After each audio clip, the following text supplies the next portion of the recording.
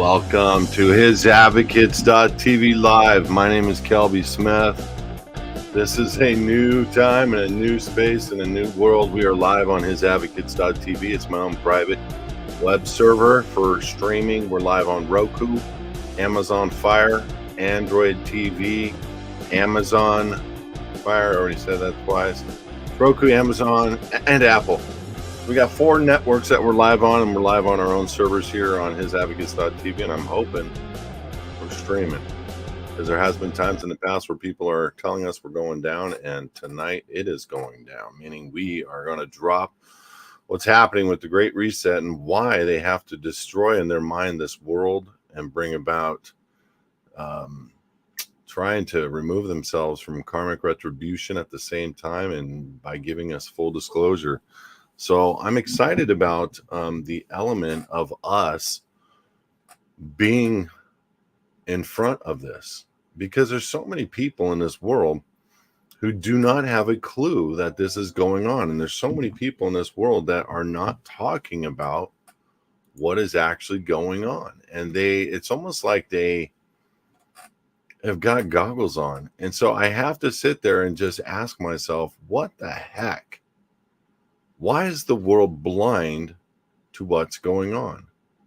And for the record, there are so many people out there disclosing a different narrative, and the fact that hundreds of countries now are getting behind a different narrative. And when it's being brought forward to the people that were in mainstream media and Dr. Fauci, and it's when it's being laid out, the facts of what has transpired, the response is, wait till you see the second pandemic.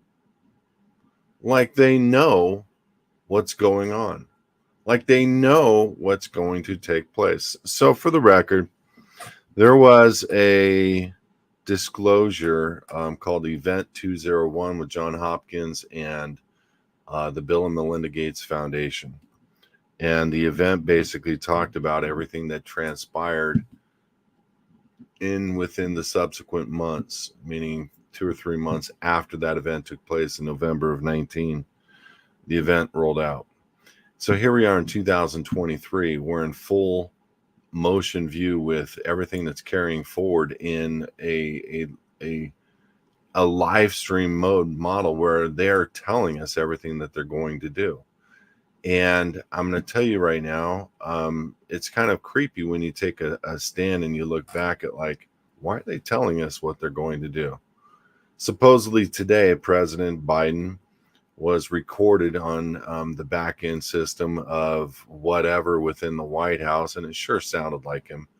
But it could have been AI. It could have been anybody taking his voice and manipulating it. I mean, and it very obviously was something that was not found on Google. But basically, Biden talking to whomever in his staff at the White House. And guys, there's no way to verify or validate this, but talking about the collapse of the economy, the collapse of the United States of America, the collapse, and how they need to keep their own in place, meaning protect them, protect themselves, and minimize the interests of a downward spiral and bank run on the economy. And nobody would actually think that they can go back to a 1929 scenario where there was a bank run, where the stock market absolutely did collapse, where people were jumping out of the windows at the New York Stock Exchange, committing suicide 2 and 3 at a time, while the owner of Chase Manhattan Bank was down the street with his cigar, just waiting for the market to get down to 5% of what it once was. And my grandfather lost $500 in the stock market back in 1929. $500 back then was huge. It was a year minimum of salary and wages and rents and food, a minimum. And I remember my other grandpa telling me, Kelby, when he was in the military, it was the first time in his life that he ever earned $100 a month. I'm thinking, are you serious? $100 a month was a big deal for my grandfather. And I get it. You know, we're in a different time and space, but those were events that actually took place back in the day. Those were events that actually came about. And you have to ask yourself why. And you got to look back at a period in time. And I'm going to bust out some truths tonight. And I'm going to nail them, and listen to me. Whatever I say tonight, I can validate for anybody and verify in the law, in public law, meaning congressional law. So when you're looking at what's transpired in the last 150 years, it tells a picture that is very demonic, dark, clever, and kind of scary for the people. So I want to just say to you guys, look, be warned, because when you start to take a look at the destruction of this nation, it's possible. When you take a look at what's already transpired and what's already been done, and we have to ask ourselves why. Why the feminization of men? Why making women so masculine? Why make every single movie about a woman hero? I'm not trying to poo-poo the women's movement or feminist rights or women's right to work. So just stop. That's not where I'm going. What I'm trying to say is the household of this nation is being busted apart by taking a man and taking away his manhood and calling it toxic in every single element. Like, this voice is toxic masculinity. Why? Because it's deep. It's reassuring. It sounds like a man. Therefore, it must be toxic masculinity. Applying every element of my ability to discuss things with my own family. Now that's being determined and undermined by CPS. Every element of my ability to lead in a house, that's being now discussed within even churches as, wait a minute, Kelby, you're not allowed to say things to your kids in those fashions. Wow. Toxic masculinity. You might as well take away everything when you take away the man's right to be a man. Because in this nation, it's going to come down to one thing that's going to keep this nation standing. And it's not going to be women. It's going to be men fighting for the unit of a family, fighting for a God-centered family unit. Because anything to the contrary, I was listening to Joe Rogan today, and yes, I do listen to Joe Rogan every now and then. And I could not believe at what was thought about pornography within the home, pornography within men. And they were laughing about the element of how every man has a porn addiction. And I'm like, no, not even close. They were laughing about the fact that if the guy didn't have a porn addiction, he was a recovering porn addict. No. And I'm thinking to myself, okay, what is the purpose of having the show? Is it bringing relevance to manhood? Is it making pornography glorified? Yeah, it was. It was glorifying pornography. You have to see how the moral fabric of the takedown of this nation is happening.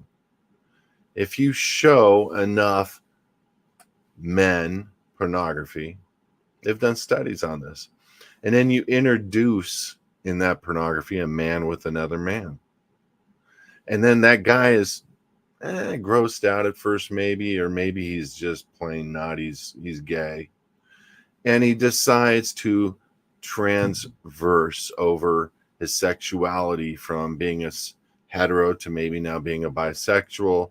And you want to normalize that and normalize the sexualization of men with men, and normalize now the sexualization of men with children. Do you guys know in California there's laws that are being passed to protect Hollywood? Period.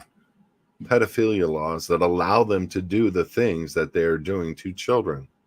There's entire groups and movements about men with boys, and normalizing this, normalizing the sexualization of men with boys, and making it legal. And holy crap, what would you have done to see a man do that to a boy? That's now mainstream in Hollywood. And the Hollywood elite are outing each other in jokes at the Oscars, at the Tonys, at the whatever, SAG. They're all outing each other on their sexualization within Hollywood. And it's not just guys that are in charge of motion pictures and have this, element of bringing forward women into a compromised position to get roles. It's not even near what's going on in Hollywood. It's the sexualization of children. It is the perversion of adult men and women being with children and making that the norm. And California state law is now starting to get behind that. Wow. I have to ask myself, what is the purpose of going so dark? Do you not feel it? Like that flash, that image of pornography that flashes, do you not feel the evil, the negativity that is associated to it, the compromising of women, the sexualization of women to a point where she's having orgies for sale? I just heard a stat today. OnlyFans annual revenue. OnlyFans, is that the name, or fans only? OnlyFans. Think about this: 5.4 billion per year. Men and women, predominantly men, are on OnlyFans seeking perversion to the tune of 5.4 billion per year. So you got all these girls that are asking themselves, you know what, I can just make a whatever they do on OnlyFans, and they can show a portion of themselves, or maybe a couple having sex and they cut their heads off, meaning they don't show their faces, and they make money to the tune of hundreds of thousands of dollars a month. That's wrong. And the fact that there is an audience for it, this is why God is judging this nation. The perversion on this West Coast, Babylon, and I don't want to get into it right now, the understanding of what the Babylonian structure is, but it sure looks a lot like the United States corporation, its tentacles, and people who are starting to walk under the office of Baal or the devil, or just, if you're not spiritual, just the dark side, because you understand that, of course, even though you don't understand maybe there is a God, there is definitely evil in this world. We will all concede on that fact that there is evil in this world, and we will all concede on the fact that there is good in this world. Got it. But when you can look at evil at the level that's being done right now across the world, my question is why? Why is the moral fabric of this nation so dark? One answer: men not being men. Period. Men don't need to have pornography addictions. I don't have one. Men don't need to have multiple wives, even though it's biblically sound, both Old and New Testament. Men don't need to be contracted with their women to go out of that marriage and have multiple women on the side. Men don't need to have relationships, period, outside of marriage. Women don't need to have relationships outside of marriage. What I'm seeing across the board is women that have way different expectations of what men should be, and their divorce rate is huge compared to a man divorcing a woman. Women by far are divorcing men quicker than men divorcing women. Now, is that because you are looking for something better? The grass is greener, the grass is longer, it needs to be trimmed down more over on that field by you because you've been on Instagram and getting DMs and you feel that you, and this is for both men and women. This isn't a dig on women. But what's happening in this world is social media is giving us a false expectation and presentation of reality of men and women. Period. You go take a look at a woman on social media and see her in real life, and then same with men, it's two different things. Although I do not use the skinny filter. I don't reshape my face or my body when I go on social media. Period. I don't know how. But there are people that will sit there and use skinny filters and develop this presentation up of themselves. And there are women that thrive and men that thrive on likes and discussions about them in a digital world that doesn't even exist.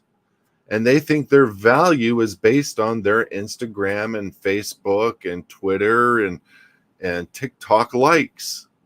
They think that is what is important, is how many people see them and like them on these social media platforms. And the reality is you're worthless there. Your worth is right here. Your worth is your values as a woman. Your worth is your virginity. Your worth is your spirituality. Your worth is your relationship with God. Your worth is so much more than what women are finding in worth today. Women are seeking out things that they don't need to be seeking out. Men are seeking out things that they don't need to be seeking out. We need to get back to the old school basics of, yes, sir, my name is Kelby. I want to thank you for the opportunity, but I wanted to introduce myself, sir, and ask you for the opportunity to date your daughter. That never happened to me. I got 2 daughters. That's what should be happening across the board. Instead, adult males are going after women, or even children males are going after women, and women are going after males, and they're doing it in the private through their DMs. And when they get enough going in their head about them, then they finally do a meet, and then they are horribly depressed at what comes up on the other side of that transaction. Oh, snap, 30 pounds. You are not cut up like you got a buff filter or something, boy. You're not that cut up. Wait a minute. How tall are you? I was watching a show the other day, and they were talking about women, 2 women, about what they thought they needed in a man in order to settle down. These are 35 and 45-year-old women that are working in an industry that is less desirable for a woman to work in, but making plenty of money, but their careers are more important. Okay, their careers and their need to make money is more important. And men are doing the same thing. This isn't an attack on any one party, please. But when I watched this, because I'm just witnessing on something, I couldn't believe what I was hearing. And here's the net of it. Their man needed to make $1 million. The lowest net was $400,000. I'm like, and I already knew the answer in the stats. I'm like, do you know? I'm like talking to the camera, of course, talking to the screen, because that's what I do sometimes. And I'm the average male in this nation makes $375,000. Excuse me, the top 1% of this nation makes $375,000 a year. The average male makes $37,000 a year. So they are going down the list with these women. The low ball was $400,000 to make, over 6 feet, no less than the low. One girl was only 5 foot herself, so she would go no less than 5'7" to 5'8". And they gave these women their average ability, not married, they said. One woman was, she was a little she was in the porn industry, I'm guessing. I don't know anything about her, but she, I think, wanted to make the point that Well, they didn't need to be married so long as the wife came with it. That was her comment. I thought, wow, that was a glorious comment.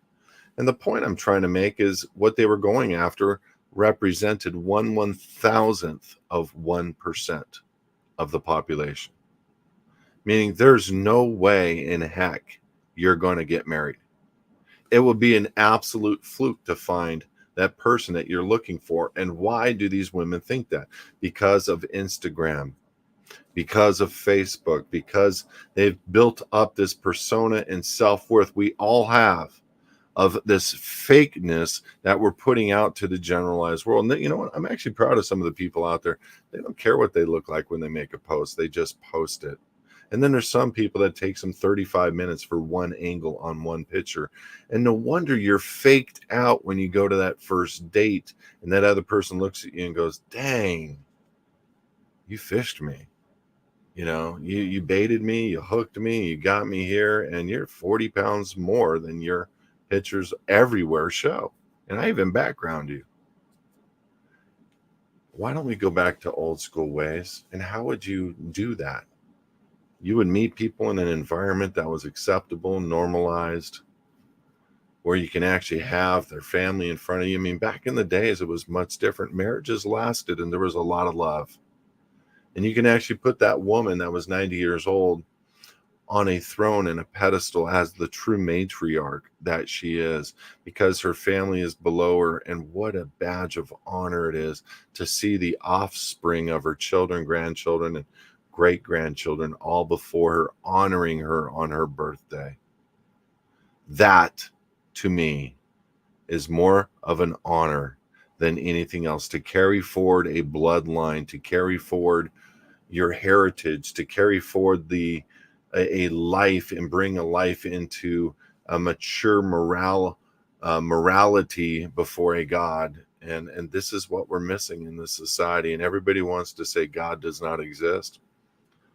Boy, I'm telling you right now, if I were you, I would buckle up, Buttercup, because it's coming. We're transitioning right now into a stage that I don't think anybody has ever seen. We just had 2 banks fail in this last several days, and I've come out and talked to HISadvocates members about it, and I've been very open and honest, in my opinion, about trying to find solutions for people and getting them interested in understanding about how to handle and deal with what's about to take place. I believe personally that you're going to see a bank run within the next weeks and months to come. I've been told certain things that I'm like, holy crud, if that actually takes place, it'll be very interesting on the response. But you've got an absolute bubble right now in this nation. You have inflation, you have a shortage of natural gas, you have a shortage of liquid gas, you have a shortage of food. I don't know if you guys are hearing this, but yes, I've heard 1,000, I've heard 100, I've heard 20. Big food production plants have gone out of business. I've seen thousands of cows wiped out. For what purpose? I've seen the farmers get paid, personal friends of mine get paid 150% of the value of their crop to burn their crop by the federal government. Now you got to think about what I just said. We're in a bubble where people are going to fall in a collapsed economy so that the world can transition into what's known as the Great Reset, which is what this show is all about. The Great Reset is being touted as absolute and in full motion of operation, meaning it's done. You're watching the play out of a bankrupted corporate nation called the United States. The United States of America is not the same as the United States in law. UCC 9-307H says the United States exclusive jurisdiction lies within the District of Columbia. The United States is a federal corporation. Title 28, subsection 3002. Prior to 1850, the United States of America was a body of people known as several states of the Union. when you're talking about what a state is back in the day, our founders were state citizens, not state nationals, not American nationals, not nationals, not nationals of the United States, state of the Union citizens. And when you break down the definition of the word state in law, there's several, two of them of which are a body of people, and the other is a community of persons. The corporate state, known as the United States with exclusive jurisdiction, was started in the early 1800s. There is a known Supreme Court case that talks about the United States as being a corporation existing at that time. There was a transition of the de jure original lawful United States of America. There was a transition of that country into the United States Corporation in the years 1861 through 1871, known as the Civil War. The country was broken. The country separated, and there was a new country that was started in the South, and it was called the Confederate of States something something. I never can remember that name. But the Confederate States was the South broken away from the United States, and that country now was at war with the North. And Abraham Lincoln wrote Field Order number 100. I got this thing behind me I got to correct real quick. My apologies. Got to get you some beautiful art.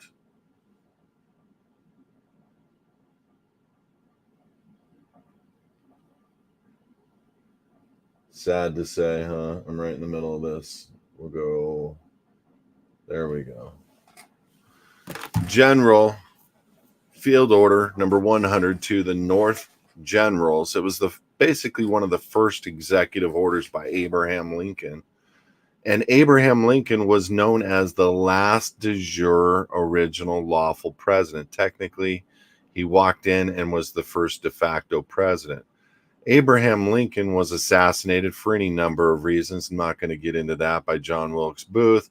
And during the period of 1867 to 1871, the District of Columbia was formed. The District of Columbia, one of the definitions is goddess of death and destruction. Do with that what you will. I will tell you that it has operated much like that, a goddess of death and destruction around this world, under the element of freedom and democracy.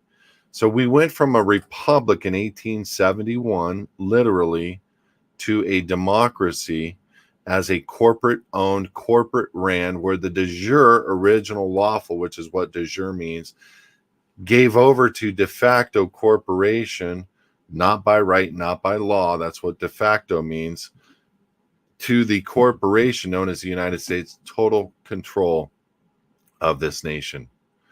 And the de jure seats have to be sitting and still in play, but they're just vacant. It's like a movie theater of vacant seats. And next door, the de facto seats, the corporate seats, are completely full, and they basically sat down. Now, there's all kinds of people out there that talk about the two types of governments, and there's multiple constitutions, and there is, but I'm going to explain the constitutions and what the corporate did. And you could find this on house.gov and archive.gov or .us or whatever it is, or house.us or whatever you can find. When you look at the Constitution as they have it in text form, and you'll see that they bracket it out. So what I mean, and you will find this, anything that is within brackets is not considered to be a part of the document. So the original Constitution that was created and verified, validated, and affirmed in 1791 with the Bill of Rights, that Constitution came forward with the God-given unalienable rights confirmation. Okay, and what that means is those you have the Constitution and you have the Bill of Rights. Well, the Bill of Rights wasn't for the people; it was just guaranteeing the God-given unalienable rights of the people, the state are people. Remember this. The state citizens are a body of people collectively calling themselves a region in California, Arizona, what have you. But the state of the union citizen, the power of the king passed to the state. Supreme Court has already ruled on this. State meaning body of people. We have a kingship here, and we know this because our country was founded as a self-governed body of people. That means no other government was over us. We were self-governed. They were put into the area of the District of Goddess of Death and Destruction, the District of Columbia, and they all didn't know that at the time.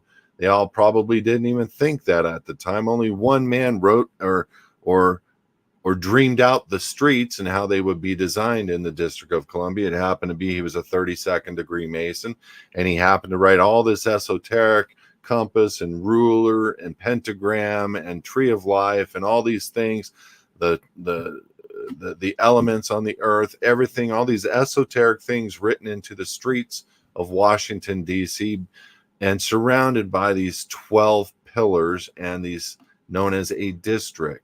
And it was its own jurisdiction. It was allotted its own jurisdiction within the Constitution for the United States of America. And so we have now the district coming into full play, and we seated the corporation within the district with exclusive jurisdiction to be in the district. The United States is not supposed to be operating outside of the district, except where it's been granted to by the people. And so what the United States ultimately did from 61, 71, 81, 91 is developed out the streets and developed out the money system in 1911. And in 1913, boom. What happened is the Federal Reserve was started, the IRS was started, and the handing over of the dollars and the ability to print money went to the Federal Reserve, called the Federal Reserve Act. It was the biggest mistake per Wilson, the president at that time, ever in the history of the country. And there was coups d'etats happening at that time. There was attempts of the banking system, banking cartel trying to take over the United States corporation. There's even maybe fake articles or real articles about the country of the United States being bought in the late 29s, 30s because of the stock market crash and the like. But here's the bottom line.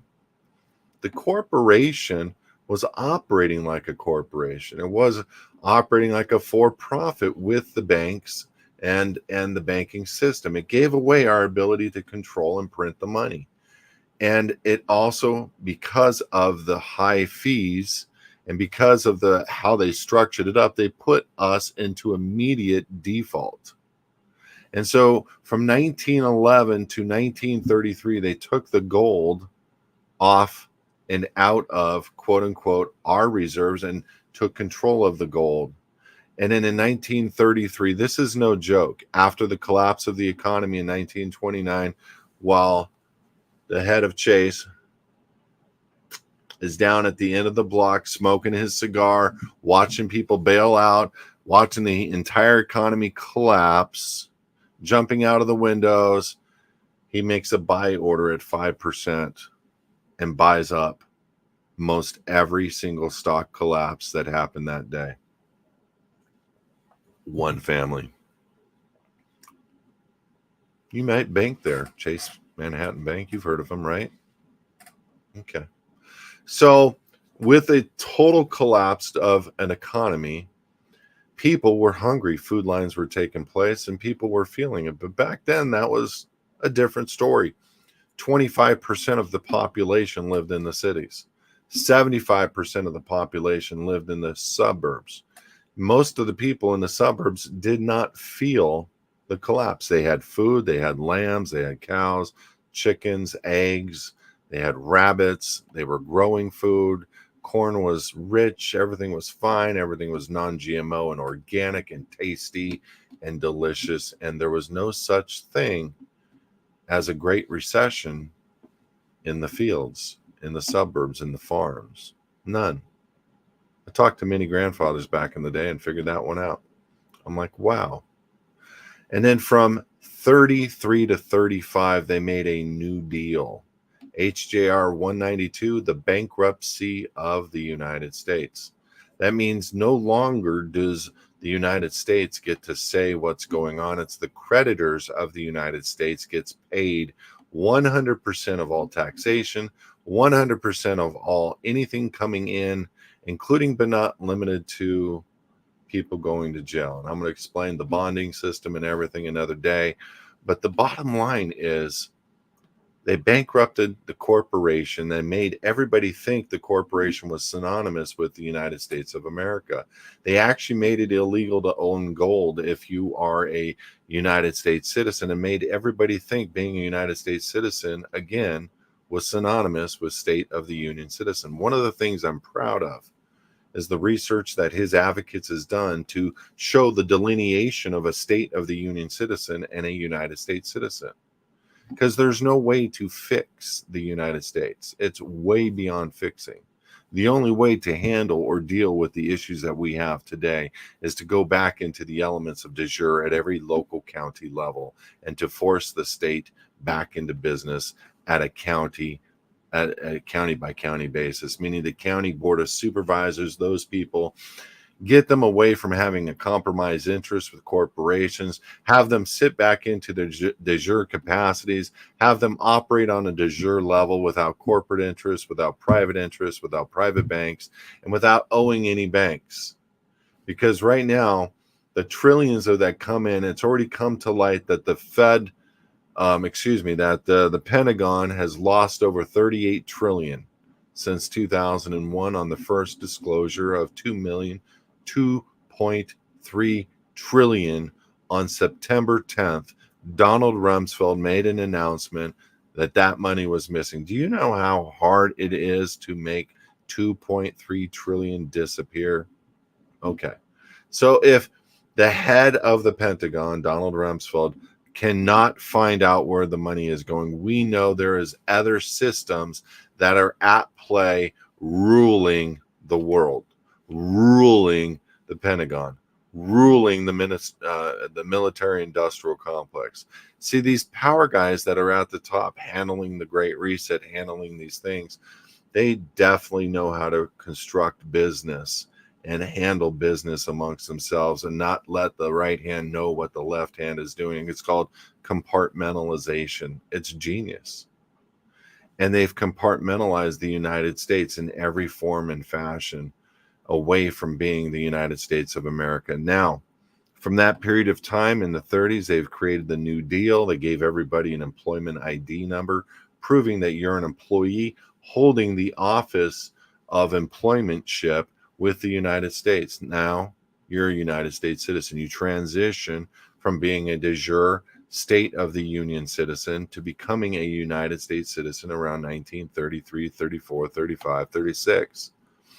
And it just so happens, unfortunately, that when you're becoming a United States citizen, because of the mere fact that you've been made the surety and the collateral of the debt of the nation by taking on employmentship, by taking on the fact that you are a stockholder in the nation known as the United States, what happens is you get an opportunity for retirement now at known as Social Security, which actually in the 50s and 60s, the retirement wasn't so bad, was it? But looking at your now great employmentship, getting ready to go to another major world war, getting ready to enrich the banking system, banking cartel, but now where all assets of this nation are being pledged 100% to the banks. And now it's been almost 100 years since. And now what you were watching is the third bankruptcy being now, the United States being now dissolved as a matter of operation. See, they don't tell us what's going on within the construct. They don't want you to know what the matrix is doing. They just want you to live in the matrix, but they don't want you to see the strings of the puppet masters at work in the back end, because World War II, World War I did not end in 1917 and 1945. It didn't, because they were wars that had repercussions and debts due from the losers, quote unquote. And by an operation of law, World War I didn't end until 2001. This nation is in a constant state of war, and they want you to believe that war, because of that, that the Constitution is set aside during times of war. No, the Constitution is never set aside for the state citizen during a time of war. As a matter of fact, they even reconstructed it within the Lieber Code, within public law. Protecting the private citizen is what they changed it to. And they also added a new one to make people think that national of the United States under 8 U.S.C. 1101, A21, and A22, that those were synonymous with the private citizen or the state of the union citizen. And they're absolutely not. And I've proven plenty of times prior that you can see just plainly on Cornell law that being a national of the United States, you're making allegiance to the United States and to a district. And you are within the district, because that is a word created under code within public law and does not exist for a de jure lawful original American. It was not. It has not been constituted as a state citizen. It does not have the rights that are unalienable, granted by God, performed upon and executed and guaranteed by the Bill of Rights. None of that exists for a national of the United States. Everything that the corporation did in an operation standpoint of trying to impersonate the real America, the corporation they traversed everybody's thinking to make them believe it was the same as the real America, and gave them all jobs and made them subclass citizens and surety and collateral to the United States. It's crazy. Absolutely crazy. But here's what's going on right now. They're selling off the assets of this nation, and they're trying to drive down by force all the way across the board.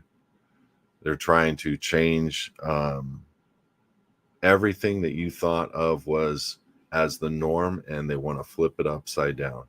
And they want to make you believe these narratives that men are toxic, women are strong, and the family unit doesn't matter, and it's okay to be a transgender at age 5, and it's okay to be this, and it's okay to be that, and call yourself a furry. And teacher, if you don't honor a kid going into a little sandbox and taking a little quick dump, then you're going to get fired. Wow. And men, it's okay to go into the little girl's room, and women, it's okay to go in the men's room, and wow, all in the name of freedom and democracy and human rights. Really? Well, who is the first person that you're going to look for in any major event? They came after cops, but guess what? Everybody called cops when they were in trouble. Women are getting hit by men because they want to be equal to men, and they want to sass off to men, and men are now getting fed up, and then the abusing men are now hitting on women and beating on women. Is that what we've come to as a nation? A bunch of weak sauce, or men that are hyper masculine, giving a bad name to the rest? How about we just go back to the basics of bringing a God into the centerpiece of the transaction? Oh, you don't believe in a God. Okay, I got it. I didn't either, until everything written about in the Bible started coming to life. I didn't really believe.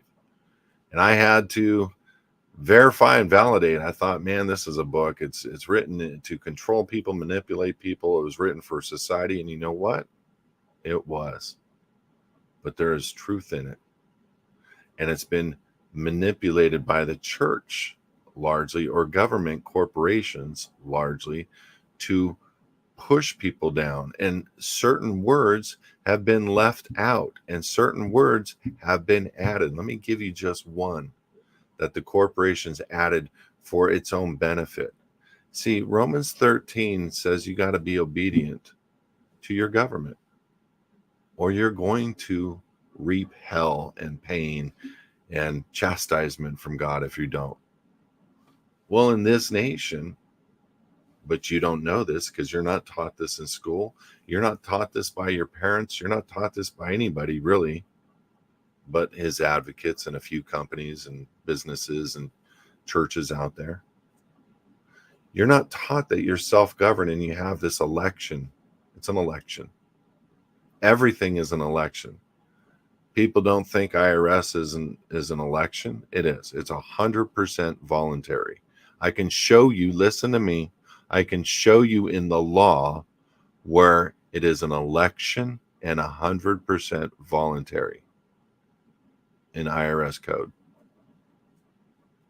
I can show you congressional law saying the same thing. It is an election. Well, if the IRS is an election, is SSA an election? Yes. I can show you in the Social Security Administration code where it's an election. It's not a requirement to have a Social Security number. I can show you also outside of SSA law or code that it is an election to have a Social Security number. Well, how else did they get us? Driver's license. Okay. All right. You have to say you're a United States citizen. You have to say you're holding this election, this office. You're a taxpayer. You're this, you're that, you're the other to get the privilege to steer an automobile or drive a car. Okay. How else do they get you voters registration? How else do they get you bank accounts? How else do they get you all the way across the board? You're agreeing to all of it and being a United States citizen. You're basically saying, I want to hold the office of the artificial person. What is that? It's the birth certificate. I can show you on GMEI utility, which is the DTCC that holds all of the certificates, all of the bonds, all of everything that is an important instrument in this nation. And your birth certificate is one of them. Your mom, this is how dastardly it's getting. And this is not a joke, what I'm about to say. And I got some time. Your mom, without knowledge, had a child. And without knowledge, filled out a live born record. And on that live born record, under the place where she signs, there's no place for the father to sign. Basically, it's a bastard daughter or son because there's no father. The father's labeled, but the father isn't confirmed. But on the place where she signed, set up by the state, she is considered a parent and an informant. And because there's no father on the birth live born record, and because it says parent, she's agreeing to, by putting her signature on that line, agreeing to being a judicially decreed guardian. That's what the word parent means. Above, on the live born record, it says mother. Why doesn't it say mother on the signature? Why do they change it to parent? What is the need to change it from mother to parent? Legal reasons. She is agreeing to being the judicially decreed guardian. Now the word informant. The definition of informant means one who turns one over. So the mother, who is the same as the judicially decreed guardian, willing to hold an office, creating this new trust. It's a self-executing trust, gives the property, her son, her daughter, over to the state. The state doesn't do a live born record. The state does a birth certificate. One of the definitions for the word birth is abandonment. The state creates an abandonment certificate, puts a QSIP number on it, puts it on 32-pound watermark banknote paper, and turns it into an instrument. That is now the collateral for all of the debt in this nation. So you, as a real man or woman, are holding an office to an artificial person, which is the real United States citizen. And you have statutes, codes, and ordinances to abide by. And this is why they have to do this on every warrant and indictment, is prove that you're holding that office, prove that you're living within a zip code, prove jurisdiction. If jurisdiction was just wanting, why do they need to prove it? It's not absolute. It has to be proven. Meaning there are people that live on this land that they can't gain jurisdiction over. HISadvocates has taken those elements very seriously and dismantled warrants and indictments and reverse engineered it and created a living in the private program to pull people out, create them as a state citizen, and bring them directly under God. Oh, you don't like that sounding? Directly under God? Well, if you're an American and you've read the Declaration of Independence, that's exactly what you are. And the fact that they have manipulated everything to bring about a total global collapse, guess what? You are the surety and the collateral because of your own admission. And that is now a part of your destiny, if you will, when they collapse and they do a new 1941, where they come after the Jews, the Turks, the Russians, and bring them to camps. Now listen to me very carefully. I have done great study on what I'm about to tell you. There is an operation that happened after the year 1945. And in this operation, they brought over all the SS officers, high-ranking people that were a part of what happened in Germany. And they wanted to learn from these guys, and they wanted to cultivate those things here. And they wanted to build upon that here. And that absolutely did happen. And I'm blanking on the operation right now. It'll come to me in a second. I know people are writing it down everywhere, and I'm on multiple platforms right now, so I don't have the opportunity to look.